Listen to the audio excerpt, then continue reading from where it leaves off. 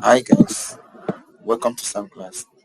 So today we are going to learn how to do the exiting on VI. So it's very simple. You go to your root, cd into your root directory.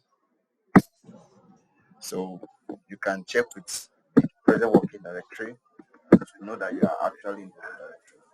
So in the root directory, you can also list what is there with ls command. So with this, so we are working on exiting. So we go into our directory that's cd0x03 underscore vi.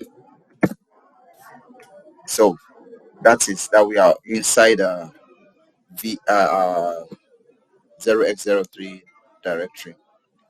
So the question is to write the command to quit vi even though the latest changes have not been made. So you echo and you put in your command, that's colon q colon.